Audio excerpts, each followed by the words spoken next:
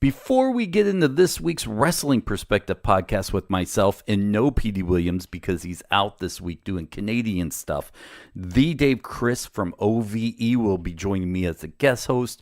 An hour long of great interview talk and insight. You're going to have to listen to it. I got some housekeeping we need to do first. whatforapparel.com/WPP. Go there and buy a shirt. Look, I call this a segment, Dennis has to pay off the ridiculously expensive mortgage on his brand new house segment of the show. This is where you guys go, buy a shirt. We got some pretty cool shirts there. And believe it or not, out of all the podcast shirts out there, we're one of the cheapest shirts out there because we want you guys to go out there and buy a shirt and feel like you're getting a deal. We're putting people over profits. We have to charge because of the material and the ink and the shipping and all that stuff. That's out of our hands. But we do have it so priced low that we don't really get a lot of money back on the shirts. We just want people to go out and buy shirts. So we're really excited when you do, tweet Petey or myself and let us know you bought a shirt. But we're trying to keep the prices low so you guys can get a deal. Go out and buy a shirt. So go to whatforapparel.com/WPP. Buy one of the many style shirts, and we're adding a new one to the store in the next week or so. So we're really excited about that. Go over to bluechew.com also while you're going to do stuff. While you had that wallet out and you're like, you know what? I don't want to see Dennis have to pay for an expensive mortgage on his brand new house. Go to bluechew.com. Use the promo code PERSPECTIVE. It changed up a little bit, but we're using the promo code PERSPECTIVE now. Use that promo code and look, we'll give you the first order for free. You just have to pay $5 shipping and handling, which it's even cheaper than a shirt if you think about it. So maybe you buy a shirt and some Blue Chew and you show it off and you have a fun night. And in the morning you find the shirt on the floor. Congratulations, wrestling nerds. You hit a triple there. Anyways, BlueChew.com, use the promo code PERSPECTIVE. It's made from the same active ingredients as Viagra and Cialis, so you know it works. It's chewable. It works twice as fast as the pill. There's no awkward doctor's visits. You do it all online. It gets shipped to your house in a discreet box. BlueChew.com. Use the promo code PERSPECTIVE. And by doing this, you really do help us. Blue Chew is the lifeblood of our radio show, which is over on SB Nation, heard on over 100 radio stations throughout the United States. Go to bluechew.com and support them because they're supporting us. Even if you just throw it in a drawer, don't use it, I don't care what you do with it. That helps us. So we really appreciate every time you guys go out of your way to support the show and let us know. You may not want to tweet us, but you can DM me and I'll give you a thank you. Not live on the air because that might be embarrassing. Be like, hey, James Mitchell, thank you so much for correcting your ED and helping the podcast at the same time. I won't do that to you if there's a James Mitchell listening. Sorry. But BlueChew.com, what for apparel. Now, on to the podcast.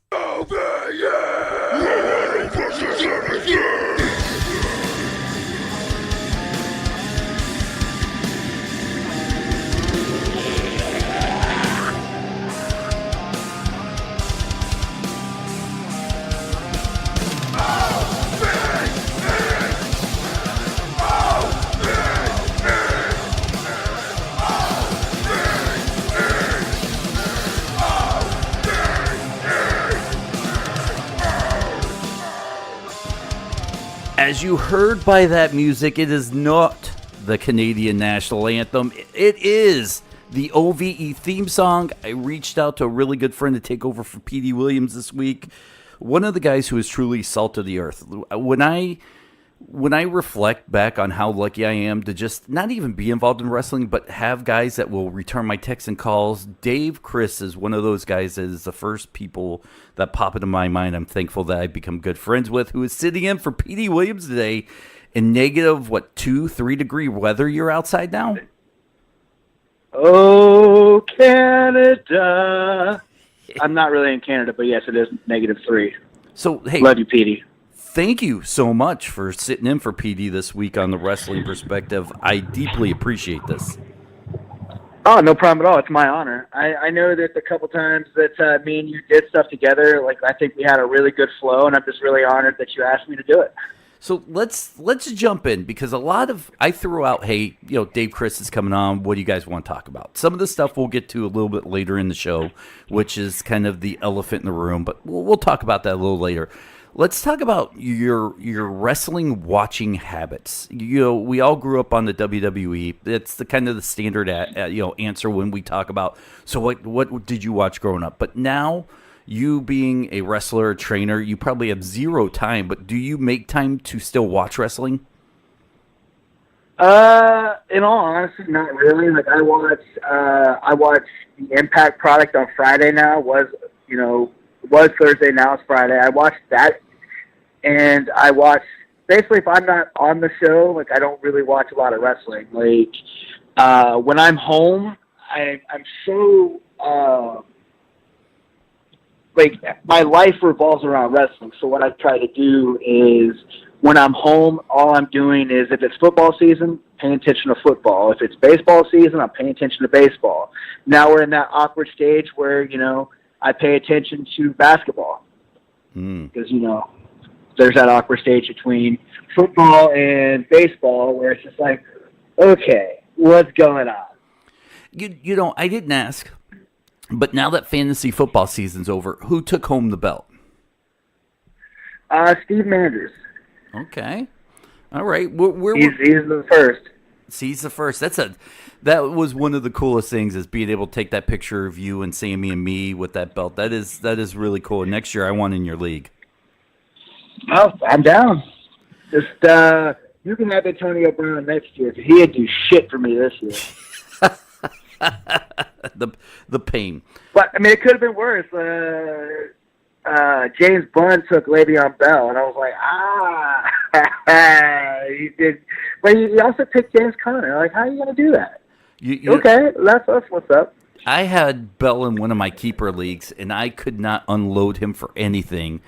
So I get to bring him back this year, and I'm hoping that it works out, that he actually produces fantasy points. Although I did win that championship that year, so I'm pretty excited. So let's talk some wrestling. What people came here for, and okay, let's talk a little Rockstar Pro, because this is something that I love when wrestlers take their own careers in their own hands. It's great to work for Impact or WWE. It's even better when you create something from the ground up, as you have with Rockstar Pro. Well, this Friday, which depending upon when you actually tonight listen to this, but okay, so this Friday we have our 7-year anniversary, which is crazy. But what's really crazy about it is we didn't show up until the 1-year anniversary. Mesh versus Flesh, where me, Sammy, and Jay climbed this cage, and we fought the booker / current owner at that point in time, and some things happened, and he got fired from the job, but he was one of our original trainers. He also trained John Moxley or Dean Ambrose, whatever you want to call him. So all those guys, the guys that the old regime is now out, and they kind of left us holding the bag where we didn't have anything to do. And it's just like, okay, so we can either fold or we can take this on. So we took it on. My brother currently does the booking there. I'm the head trainer with Sammy Callahan. We split duties on that as far as our school goes. And if I can say this, I feel like since we made a presence in that show, Mesh versus Flesh, I think that the draw has been up. I think the wrestling scene in Dayton has woken up. Because at one point in time in Dayton, the joke was, all Dayton's where wrestling goes to die, because, nothing good, nothing positive came out of here. But what most people don't realize is Chris Hero was from Dayton, me, Sammy, Jay. There's a lot of talent that was from or passed through Dayton. And Dayton was like a hotbed for wrestling for a long time. Some of the bigger shows that was around the Dayton area, I believe there was a Halloween Havoc, 2 ECW Heat Waves. They used to do ECW TV all the time here in Dayton. Obviously, WWE comes here all the time for at the Nutter Center for Raw and SmackDown. So wrestling's always been a hotbed. Dayton's always been a hotbed for wrestling, and I think it's one of those things where I'm just very glad to be a part of the reemergence of what we're doing and bringing wrestling and bringing quality wrestling back to Dayton. One of the smartest things I seen you guys had done in the past was integrate Rockstar Pro with some Impact stuff, bringing in Brian Cage during the program with Cage and Sammy. I thought that was genius, and I kind of wish it went further where you guys almost turned Rockstar Pro into like the OVE version of NWO Sold Out, where you could have a Impact one night only, or even a whole Impact pay-per-view at Rockstar, where you guys basically have taken it over, invite only kind of thing. I thought that would have been like the next progression in your relationship with Impact. Well, that could be something that we do once we get our new building. This Friday is actually the last show in our old building.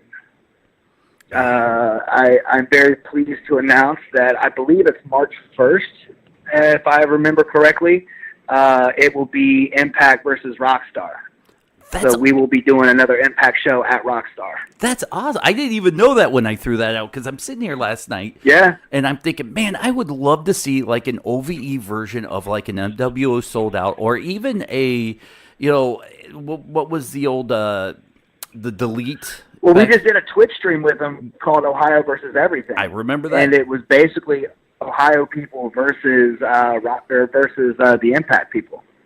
See, that's the kind of stuff that's going to keep Impact going, is doing innovative stuff, thinking outside the box. People love Impact, and they love the direction it's going. And one of the things I wanted to bring up was, look, you guys are becoming veterans within Impact as quick as the roster is turning over. Are you guys, embracing now that look, we're going to be leaders in the Impact locker room? Does it worry you now that you have All Elite opening up, and you're going to probably lose some talent there? So is everybody else. What's going through your mind as a future of OVE with the ever-changing, I guess you could say, the landscape of the indies? Well, this may seem relatively naive of me, but in all honesty, like, I don't really pay attention to what other people are doing. I just try to dig in and keep in the trenches of what we have going on, because I feel like the more you pay attention to what everyone else is doing, the more it clouds your judgment and the more it clouds what you got going on. And I feel like that's something that we've done in Impact. The Impact roster as a whole and even management of Impact has just really dug in and just, we're not going to pay attention to the outside world. We're going to do us, and we're going to try to do us the best that we can do, and we're just going to keep rocking and rolling, which is why whenever I hear people say, hey, hear that Impact might be closing its doors, and I'm like, well, I mean, until I hear it from my bosses, I'm not going to believe it, and I'm not going to stop working hard, and I'm not going to stop. I'm not going to not put my 110% in. I'm not going to go in there and half-ass anything. I'm going to go in there and I'm going to do the best that I can do to the best of my abilities. With all that being said, and look, I don't blame you if you just say next question, but this is kind of the fan nerd boy in me, and I want to ask this question. You guys are thick as thieves. You're business partners together, all of OVB, your brothers. You've watched out for each other's back. With everything going on, the ever-changing landscape, as we talked about, and different contracts, if one member of OVE goes somewhere, does everybody follow, or do you guys, have you guys talked? It's all for one and one for all. Okay. So if one we goes are the one Three place, Musketeers. Oh, good. But I guess there was technically four of them, wasn't there? There was. How weird is that?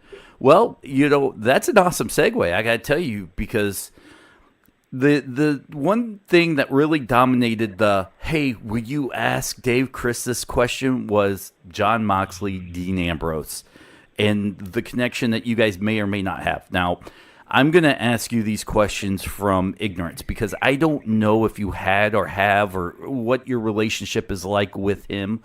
But the big question I was always asked is, have you guys talked to him? What do you think his plans are? Could he be the fourth member of OVE? And now, look, he's still under contract, so you can't really say much, even if you did talk to him. So I'm going to let you off the hook on that part. But are you a little... Well, I will tell you straight up, I have not talked to him at all.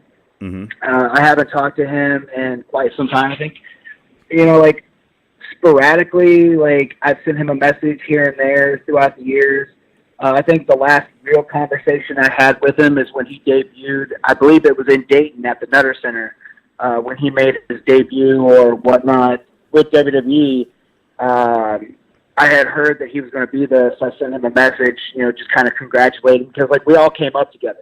It was, me, Sammy, Jay, and Mox were all at HWA together. And there's, Eli Drake was there, Braxton Sutter was there. I mean, our training class and the people who came through HWA was crazy. It was, a lot of really quality guys.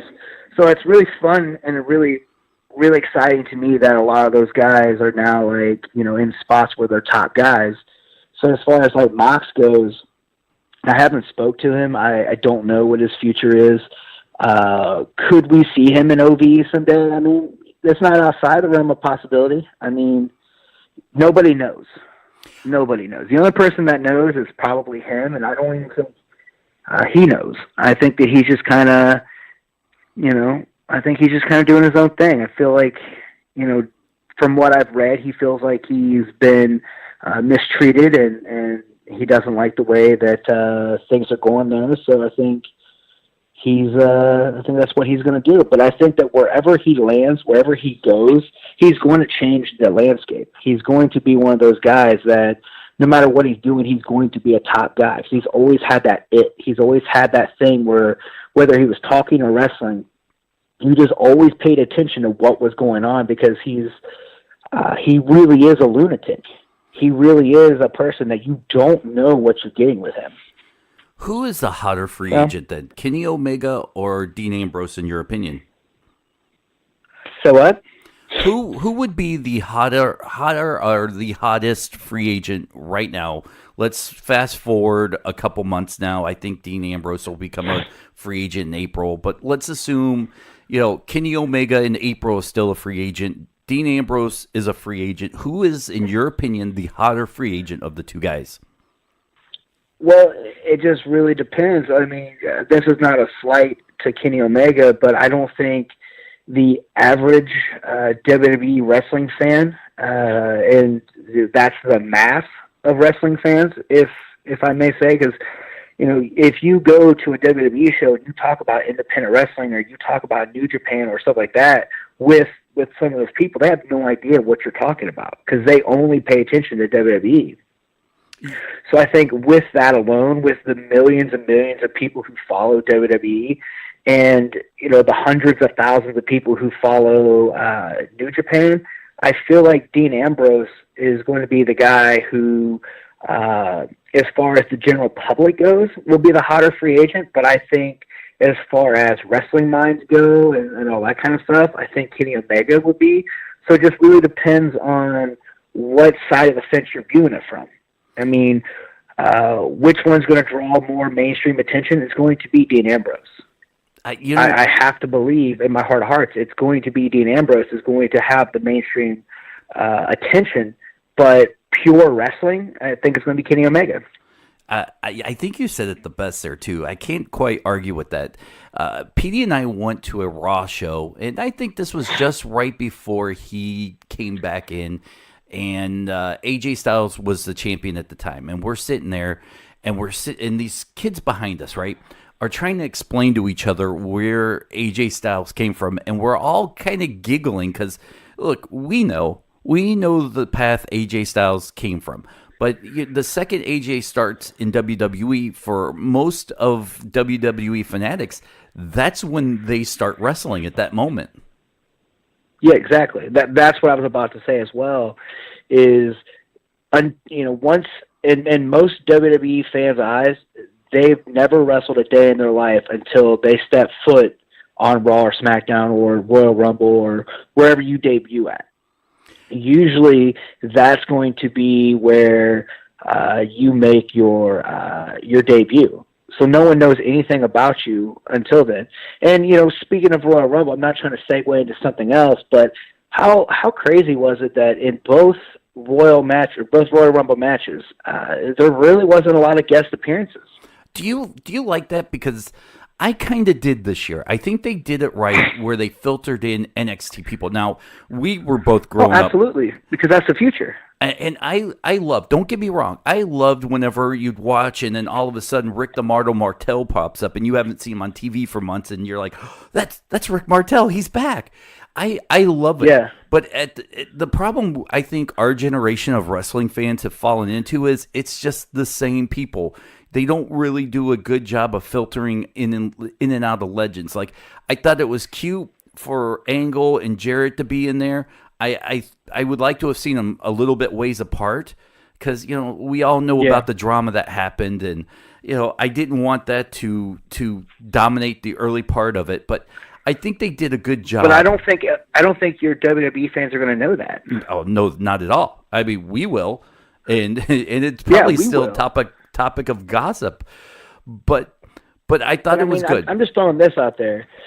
Being able to see Johnny Gargano, like someone that I've known since he was 16 years old, to debut in the Royal Rumble, like, I was like, man, that is so. And for him to come in at number 6, like, I was like, okay, you got that good Baker Mayfield spot. That's what's up. And then seeing one of my best friends, Aleister Black, like, I talk to Aleister quite often. He's like one of my best friends. So and that's like, anytime that you hear an interview between Sammy and Jay or myself, whenever they're like, oh, well, Dave's best friend is blah, blah, blah, blah, blah. My best friend's Jay. Well, they're always referencing, Aleister as my best friend, but they never mention his name. But, like, he's one of my best friends. So to see him in the Rumble match, like, it was funny. I won't mention what he said, but, I was like, damn, you look handsome as AF in that match. And he sent me a blow kiss face, and it's like, thanks, babe. Aw. That's nice. So, like, seeing those two dudes do that, seeing Kansas, like, I spent a lot of time on the Indies with Kansas, seeing Kansas do that, like, that was all heartwarming to me. So I would rather have those dudes, those individuals, those guys and gals, debut as opposed to seeing a Goldust or nothing against Goldust or people like that, where it's just like, you know what, I just really want to see the younger guys come up, and I think WWE is finally getting it right with that. They're listening to the people, and they're paying attention to their younger crowd, and they're paying attention to the future of professional wrestling. I think you're 100% right. And it makes, when you do bring a legend back, that much more special, because in the past, I think Absolutely. In the past couple of years, there hasn't been a big surprise, but it seemed like every year before that, it's, I don't know, Trish Stratus was pretty big last year, so was Lita. In the women's, but in the men's Royal Rumble, it's been the same old for the last 3 or 4 years. And then before that, it just seems like it was the same 6 legends every single time. And it's like, all right, now when like the Honky Tonk Man shows up, I might be a little bit more excited because I'm 5 years, 6 years removed from seeing him. I can enjoy it now. Yeah, absolutely. And, like, I'm not to toot our horn or anything, but to go back to a point I was making earlier, WWE's done a good job at really pushing that younger talent.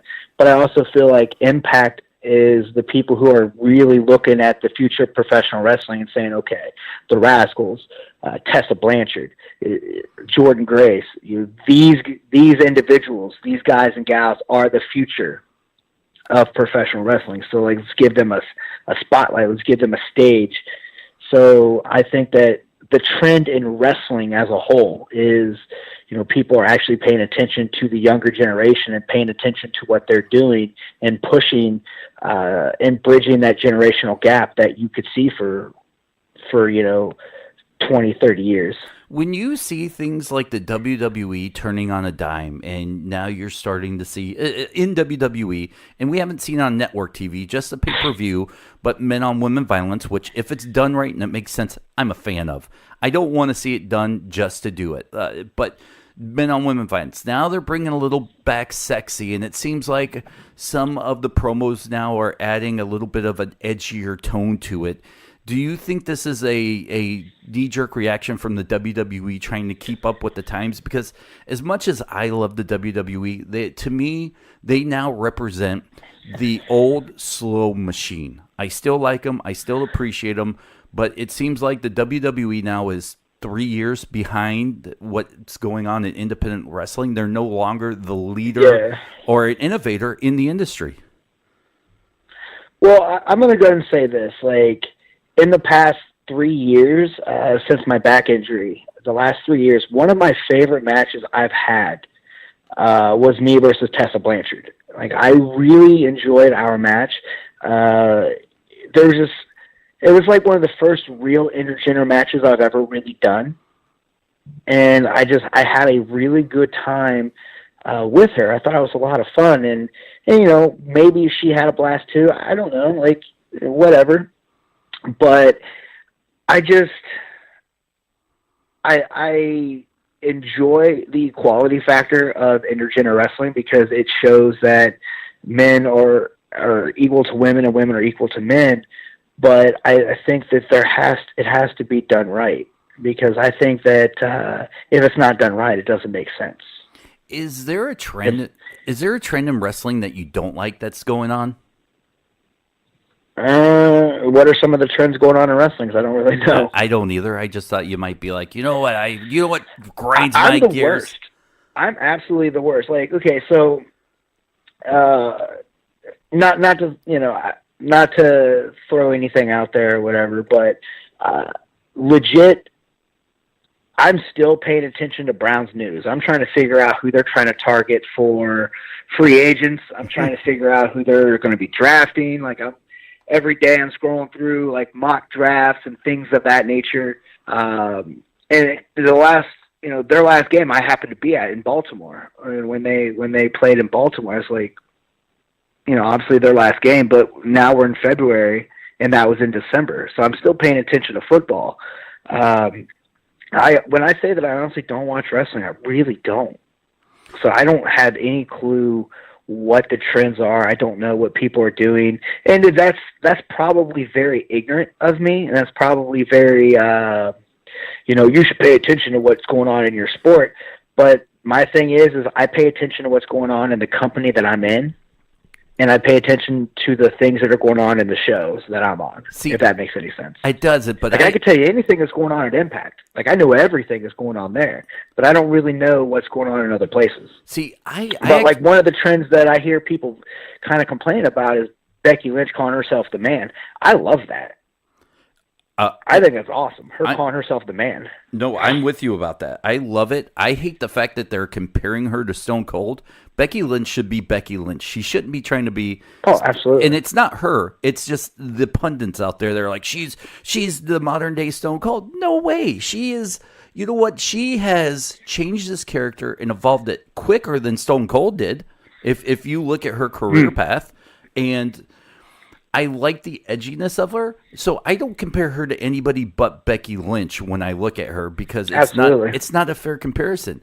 But I'll disagree with you on one thing, and it's not ignorant not to pay attention with what's going on in your industry. I don't listen to any other wrestling podcasts, and the reason for that, for me at least, is I don't want to be accused of stealing something I heard someplace else. And it's very easy to fall into it. If I happen to steal a phrase or do something from a different podcast, it's because I don't know, and I did it and I thought it was funny, or I thought it was going to work. And I'm easily impressionable, so I could listen to a podcast and go, "Wow, that's great. I want to incorporate that into my show." I don't want to be that guy. So I choose not to listen to other podcasts because I want my opinion to be my own and not to go, Conrad Thompson said this. I kind of agree with him. And now it's no longer my thought. I'm just distorting his view into mine. Absolutely. Well, it's the same thing with moves. Like, I remember when Velveteen Dream started to do the square and compass DDT that I do. And someone's like, oh, well, no, that's Velveteen stuff. Well, I was like, well, actually, I started doing it in 2006. Where was he in 2006? not wrestling. Does that bug you when someone kind of steals something you're doing? No, because I doubt he's seen me do it. Like, moves are moves. Like, I don't really care who does it, and I don't care who does moves or anything like that. Like, that's like Randy Orton getting upset that people do the RKO. Well, I mean, then is DDP going to get mad that you're doing the Diamond Cutter, or does Johnny Ace get mad that you do the Ace Crusher? Like, moves are moves. Nobody can lay claim on any move unless they did it first themselves. Like my spring from the second top rope hop up cutter, the Magdalene. I've never seen anyone do that ever. So, like, I'm going to go ahead and say that that's a move that was invented, but it still ends with a cutter. So it wasn't my move. The move ends with a cutter. So therefore the movements beforehand is just, the garnish, and then the impactful move is a cutter. So at the end of the day, that's not my move. I didn't invent the cutter. No one invented the cutter. No one knows where the things came from. No one knows where a move originated from. But usually, back in the day, it was whoever did it on TV first, that's their move. Mm. Let's. So I mean, that's that. Like, I don't necessarily think that people jocking other people's stuff or people doing other things that other people are doing. Like, if anything, you should just look at it as flattery, because you're doing something that is eye catching. That this person's like, oh, like my brother was doing the artist thing well before Velveteen Dream was, and I don't mean to keep picking on him, but like, Velveteen Dream started doing that, and it's because a writer that was at WWE at that point in time, saw my brother doing it and was like, hey, you know what? And this is all hearsay. This is all from other people saying, oh yeah, I was told this, but Velveteen Dream started kind of doing exactly what my brother was doing. He was the White Prince. Oh. My brother was. That's what people called him, was the White Prince, because he was basically Prince. But at the brass tacks of it, you're still Prince, a real life person. So at the end of the day, that's not yours. That's not who you are. That's somebody else. That character that you're portraying is somebody else. That makes a lot of sense, and I've never thought of it that way as a fan. So I'm glad that you kind of put it into those terms, because as a fan, I go, what's this guy doing? He's taking this or ripping this off, and it makes a lot of sense. Like, what I always enjoy is when people are like, oh, Tommy End or Aleister Black, you guys have the same character, you guys have the same stuff. Well, yeah, dummy, because we enjoy the same stuff. Mm-hmm. Hannah Jones makes both of our jackets. Like, she makes his gear, she makes my stuff. Like, she happens to be my ex-fiance, but whatever, that has no bearing behind it at all. But I like how you put that in there. She makes our stuff. And it's like, we have the same likes, we have the same dislikes. That's what makes us friends. That's why he's one of my best friends, is because we have similar tastes and stuff. So I don't think when people are like, oh, you're ripping off Aleister Black, and I'm like, oh, so I'm ripping off something that actually made me and this person like really good friends. But I guess you really wouldn't know that, because I don't put my personal life, like, I would never post a picture of me and him together on social media. And if I do, it's because he's like, oh yeah, we should post a picture on social media together. I'm like, okay, cool, whatever. But I would never go out of my way to say, oh yeah, look who I'm friends with, because I don't put my personal life on social media. So when the average fan goes, oh yeah, Dave Crist is just a Aleister Black ripoff, like, we sit back and we're laughing, like, can you believe someone said this? And I'm like, yeah, I know, it's ridiculous, isn't it? He's like, yeah, it's fucking, what are people doing? I'm sorry if I just cussed. It's okay. I apologize. It's I get on a rant. But it's one of those things where it's like, we sit back and we laugh, because, no, this is who we are. These aren't characters.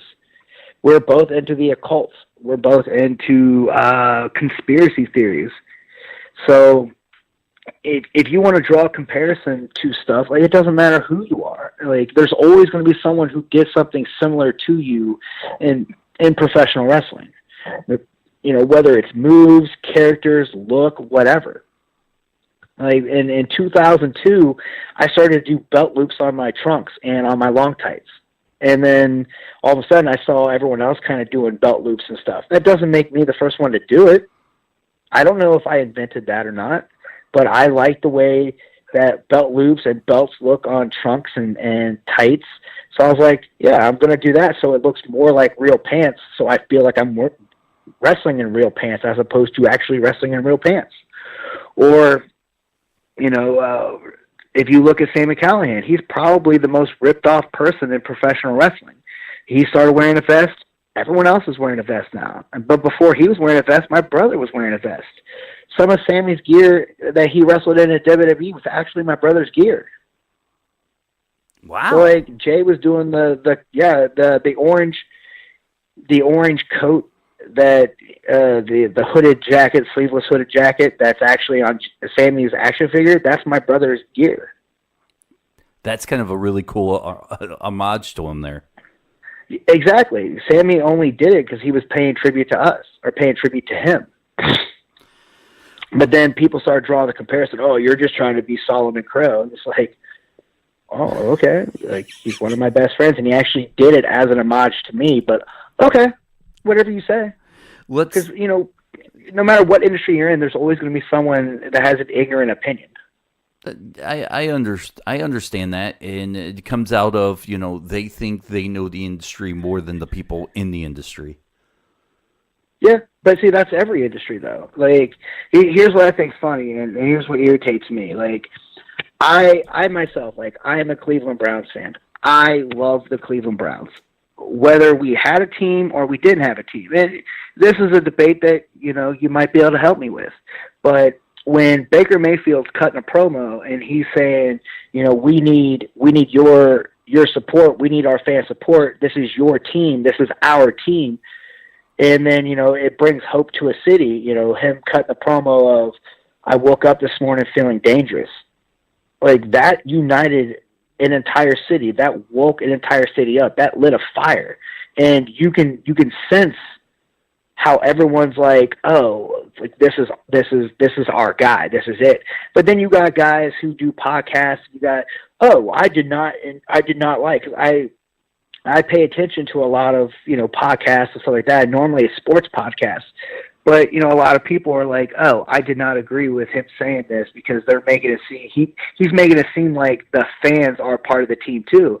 And I'm like, well, that's the whole point of being a fan, is to feel as if you are a part of that team. It's not just their team. It's the fans' team, because at the end of the day, 30 years from now, it's still going to be my Cleveland Browns.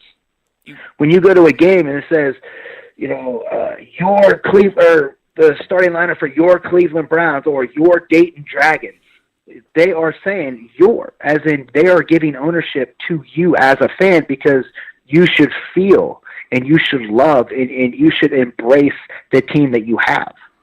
And you should be able to criticize them too. So what? And you should be able to criticize them too.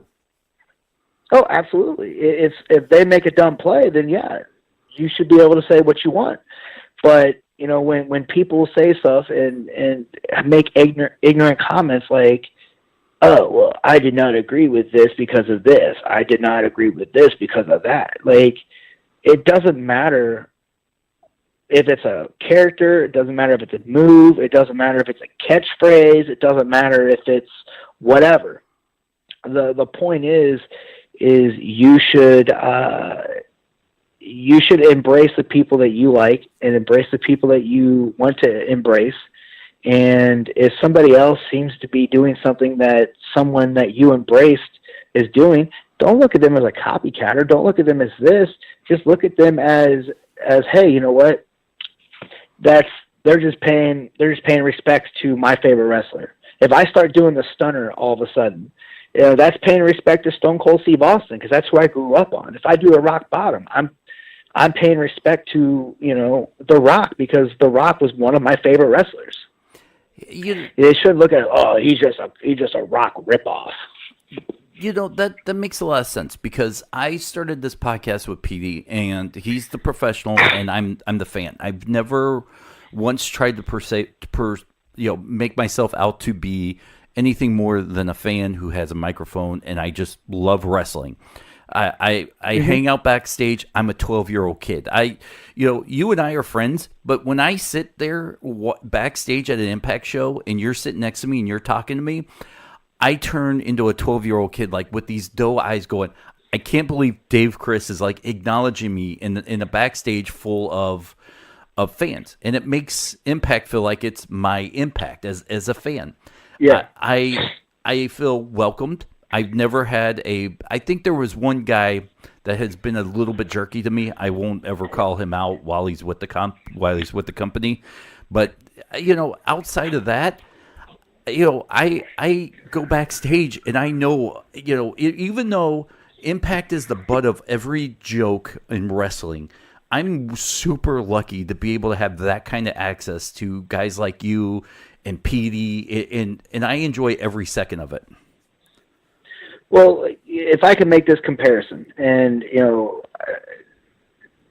this is going to sound really ridiculous, but what's funny is I actually read this the other day that Impact Wrestling is the Cleveland Browns of professional wrestling.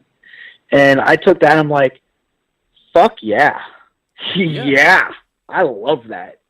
Like, if that's the comparison people are drawing, because I'm going to go ahead and throw this out there. I think Baker Mayfield, I think Jarvis Landry, and if they can get a defensive end or something like that, and someone in the middle defensively and even offensively to really stop that run, I think there's a good possibility we might be able to make first round of the playoffs. Yeah. And if someone's going to say that, so are you trying to say that OVE is the Baker Mayfield of Impact? Does that mean that we're helping to turn around? Is LAX helping to turn around? Is Eli Drake, Johnny Impact, Brian Cage, the Rascals, all the knockouts? Does that mean that, Kira and Tessa and Jordan are all here to change the face of what Impact Wrestling is? I'm totally down. I'm on board for that. I embrace that we are the Cleveland Browns. And that's what's funny is I'll vanity search Cleveland Browns on Twitter, and when I read that, I was like, oh yeah, this is the proudest moment of my life. This is amazing. Well, let's talk about a little Impact. We've talked about everything else. We haven't really deep dived into Impact. So let's take a second here, and maybe you have to wear two hats in this conversation: A, talent for Impact, and B, a promotion owner. But as a talent / a outside promotion owner, when you look at the Impact product, how would you, Dave Crist, the promotion guy, help move this forward if they came to you one day and said, Dave, what would you do if we gave you the reins? I think that Impact does a pretty good job on social media, but I think that and this is what we're kind of doing with Rockstar. I really enjoy learning more about the characters. I love learning more about the people in general. I think that there should be, especially since we have our own network, I think that we should sit down and start doing, the ins and outs of this is what made me a wrestler. This is what we've done. Kind of show the personal struggles and to show hey, we're not just wrestlers. Because I think a misconception of the fans when I read stuff is they don't necessarily think about the fact that we are real people. No. We bleed, we hurt. We're I have 4 bulging discs.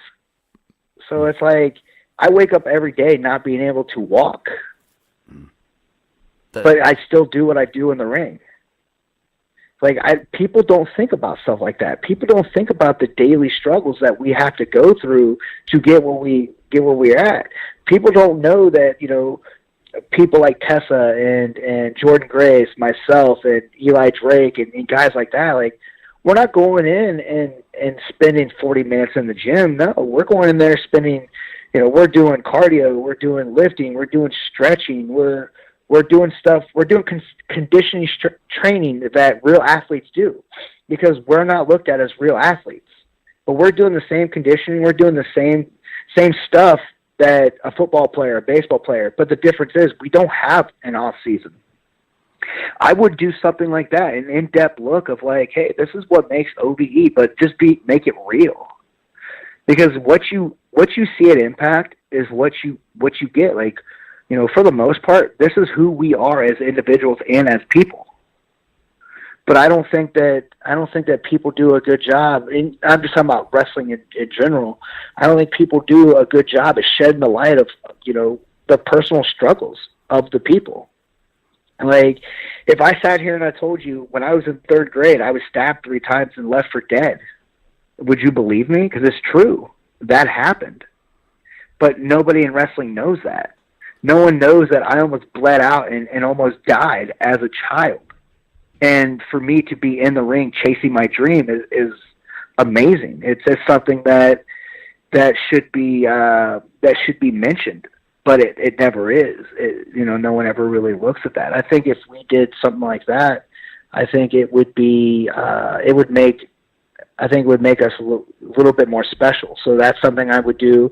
I would also see about doing, you know, more promotional work as far as, and I don't know if they already are. They could already be doing this, and I don't want anyone to think that I'm talking bad about the company, because I'm not. I love the company I'm with. But, you know, doing Comic Cons and doing horror movie cons and things like that, like finding out what, you know, when Allie was a normal person, now that she's a demon, I don't know what she's into, but she's into horror movies. Like, if you follow her Twitter and Facebook, she in October you could see that she's a horror fan. So sending her to a horror movie convention, you know, myself, I'm a horror movie fan. Like, I have a whole leg tattoo based on slasher films. So, like, sending us there, like, you know, talking to people and you know, getting it to where people can relate to us. Because I think when people see, oh, wait a minute, Xavier Woods is a comic fan, that's awesome. It draws the comic book fan to that product now. I think that's something that we should look into as a company to help grow who we are and to help grow the awareness of our product. You know, to wrap this up, because I don't think I could expand on that point any better than you have. I think Impact has an amazing awareness. I don't know if I use the word stay in their lane, but they're doing a good job of carving out their own niche and not trying to chase anybody. I agree. And that's what will keep Impact growing, as long as they keep the current leadership. And now, you know, I don't know who... the leadership is amazing, right? It is. You know, I can't say enough things about Scott D'Amore. Look, I understand that... Oh, he's amazing. I understand that a lot of the reason why some of these people talk to me is because of PD, and I get that. But once, you know, Scott, he, like, replies to any of my DMs. He's always been cordial and amazing to me, and he remembers my name. And when someone like Scott D'Amore, who, look, I'm just a friend of a friend, and he remembers your name, you know that he cares. Yeah, absolutely. So I think that, you know, that's one of the things. Like, I've known Scott for a long time. I met him working for JCW. And when I first met him, I was like, you know, that's a guy who I want to work for. Mm. Like, that is a guy. And you know, trying to do Border City shows for him, it just, you know, most of the time our schedules never really, you know, saw a way to do that. But, like, I've always wanted to work for Scott because the type of person that Scott is. You can tell that he cares about wrestling, and you can tell that he cares about human beings. You can tell that he is the type of person that goes out of his way for human beings. And I think that's a trait that is lost. And I think Ed does the same thing. Mm-hmm. You know, Don's someone that's helped us out a lot. Don has given us a focus and has given us, you know, a lot of really good critiques and has really, like, took us under his wing and it really helped develop us. So I think because of the leadership and how they care about their product is a direct reflection of how they care about their people. I like that. I think it's with them, it's one and the same. I like that. Before we wrap this up, do you have time to answer a couple fan questions here? Absolutely. All right. Let's start with Sassy Greyjoy wants to know, when will we see Kingdom versus OVE? Well, that's something that a lot of people want to do. A lot of people want to see. I think that if that's going to be an opportunity, I believe I read something the other day where Border City Wrestling said, "You get it cleared by your company, we can make it happen." Mm-hmm. So we're just waiting for Ring of Honor to clear that up. Hopefully, since I was on social media, I don't think I could get in trouble for saying that, but I think that would be something really awesome. Me and the Horror King together. Come on now, that would be dope. James Wyatt wants to know the Shape versus the Freak. I like, dude. That would be awesome. And trust me, we got a ton of tweets asking about you guys versus the Kingdom. So that was the first question I had to ask. Let's see here. That's fair. James Wyatt wants to know, I saw Chris at Wrestle Circus a while back. He wrestled in women's gear that show to do some mishaps, or so we heard. But we never found out what really happened. I'd like to hear the whole story. Well, United Airlines sucks.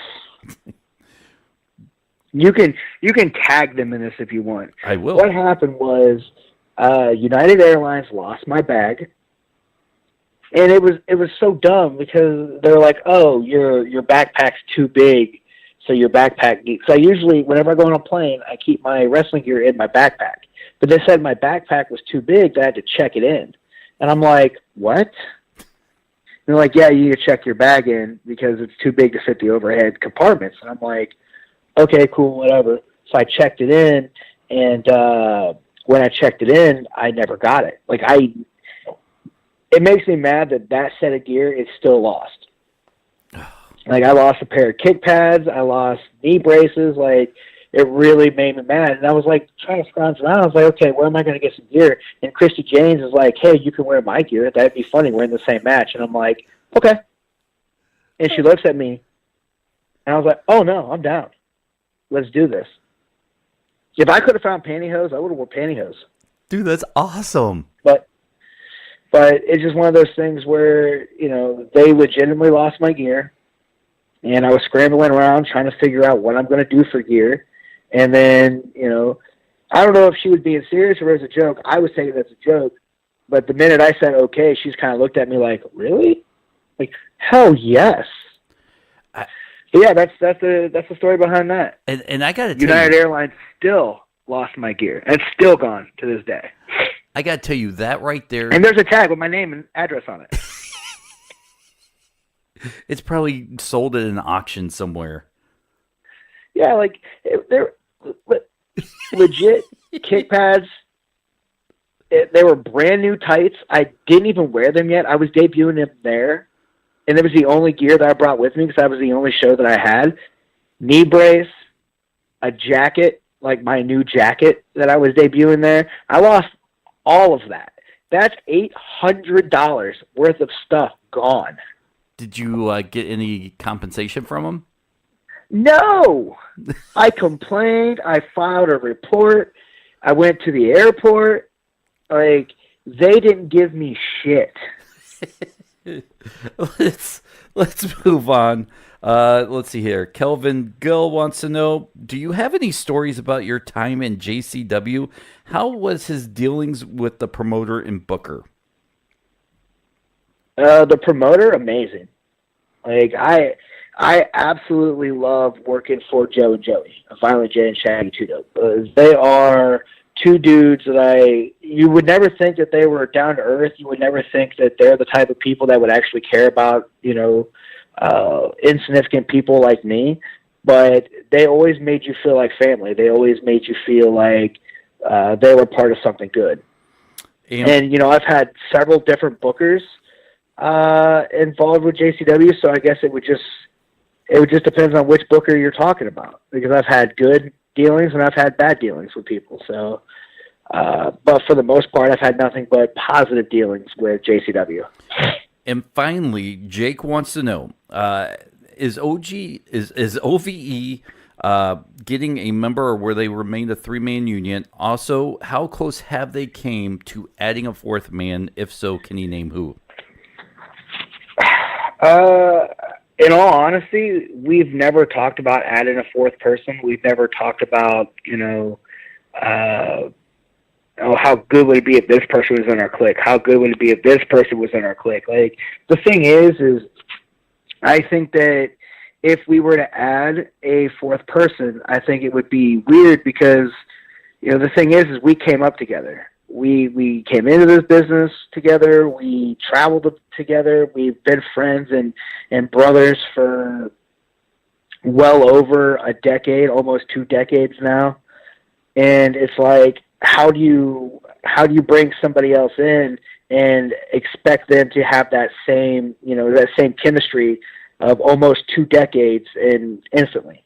I mean, obviously, if any one of our kids, Zachary, Trey, Desmond, or, guys like that, like, obviously they would be able to, kind of slip in. But I don't think that because of who we are and the grit that we have, I don't think that they would be able to match our grit and how we don't really care about what we do or how much we hurt somebody to get the victory. It's a matter of, I think they're too nice. So I don't think that, even our kids, people who we train, I don't think that they have the gumption to do what we do. Gosh. Or the testicular fortitude. Oh, there it is. I like that. All right, let's wrap this up and talk a little bit about Rockstar Pro. If someone wants to take a journey out there, listen, that's on my must-to do list this year. We've talked about it several times about me coming out and watching a show. So listen, I know that you're not busy this weekend. I'm having a Super Bowl party at my house. I wanted to know, would you come out to it? Because this might. Oh, absolutely. Really? You would come to my Super Bowl party? Yeah. Oh my gosh. Absolutely. And you know what would be really cool if I could? I don't know what you're doing Friday. It'd be really dope if I could get you into the Rockstar Pro last show at the old arena. If you're free, I would love to extend the invite of you being able to come out and being my guest. And you know what I would really enjoy doing this summer? What's that? I think that it would be really nice if me and you caught a baseball game. We always talked about it, and we almost went to a football game last year, the Lions and I know. I bought the us Browns, tickets. but I ended up having a wrestling show. Yeah, I bought us tickets. I was so excited. It was. I know. I'm sorry. No, it's okay. It's okay. Absolutely. We're going to do a baseball game. Let me check with the wife to see if I can get paroled on Friday because we're doing the Super Bowl party on Sunday. So she may or may not let me, but let me check her out. Can I tell you something I'm doing though? We just bought a new house, and I have about a $2,000 budget. I'm turning one half of the basement into an actual bar, right? I'm excited about that. I'm going to have my first WrestleMania party. Okay. Now, there's a 90% chance you're going to be booked WrestleMania weekend because OVE is the most over thing right now in wrestling. But I will stop you there. There's 100% chance because Impact's doing a show on Thursday. See, I have Thursday, Friday, Saturday, and if I do leave. If we end up not doing anything late Sunday night, I'll be leaving, midday on Sunday or whatnot. I know. But yes. If I can get flown into Detroit, if I know where if I feel where you're flowing, I would love to come to your WrestleMania party. I tell you what, we talked about this last week because Petey says he's going to be there. He doesn't think he's going to be booked that weekend. Petey's going to be there, and he's trying to get Chris Sabin to come out since he's on the shelf. So, oh my gosh, to have a WrestleMania party with 1/3 of OVE, Chris Sabin, and Petey Williams. Oh my gosh, I'm giggling. They might try to beat me up. Last time I saw both of them together, we wrestled them at Border City. That's right. That was such a great night. That was Dukes. That was the night you and I. That was the night you and I had sat down and interviewed David Arquette. It was, yeah. Oh, it was there. Do you, as wrap this up? I know it's gone on, but do you still geek out? Do you have geek out moments when you meet people? Absolutely. Me. Absolutely. Like that night when I got to meet David Arquette, all I kept thinking about was Scream. I think I even told you that. Scream was one of my favorite movies. You watched one of my favorite slasher movies that came out when I was younger. That's awesome. All right, let's promote. Oh, Tell people where to find you, what you're promoting. Let's make sure people follow you. Well, on both Twitter and the Instagram platforms, you can follow me at the Dave Crist. That is the Dave Crist, Crist. Most people put an H in there, and I don't know why. You can check me out on the Facebook apparatus at just Dave Crist. And in all honesty, that's about it. I'm also the Dave Crist on Twitch. So if you want to give me a follow on Twitch, I plan on doing more stuff on Twitch again. I had my own show going for a while in August, but I got super busy and I was gone every single Sunday, and I was filming on Sundays. So it was like there was a stretch of time where from August all the way until October, I was busy every Sunday. So I kind of didn't get to do those shows anymore, but I really want to go back and do a show. Like I would really enjoy if I could find someone to do, maybe a Twitch show or something along those lines. We could simulcast. I really want to do like wrestlers talk about pro sports. See that, and I've been trying to push you because I think you would be, entertaining doing something like that. Yeah, well, like, I'm not going to toot my own horn, but I do believe the first time that we met, I believe I blew your mind with my knowledge of sports. You know what you did, because we were awkwardly sitting together, and I still remember this in Toronto, and Petey, you were talking to Petey, he left, I introduced myself, and we kind of talked, and you threw out I want to believe it was like a Cleveland Indians or like a Travis Hafner reference. Was it Hafner or was it an Albert Bell reference? It was an Albert Bell. That's right. You threw it an Albert Bell reference, and I went, "Holy cow!" And then it wasn't until the next time I saw you because it was followed up by Kenny Lofton, right? I did a Albert Bell followed up by a Kenny Lofton. Yeah, it was just casually slipped in the conversation. No one else got it or noticed it, and I thought, I want to be friends with this guy. And I think it was the next show in Toronto after that, like 2 months later, where I came up to you and said, look, I know you have a lot of people talking to you and bugging you, but I got to tell you, you threw these references out. You blew my mind. I got to come up and tell you that was awesome. And I think we sat for 2.5 hours and just talked. And then we sat and talked more. Yeah. And we became fast friends.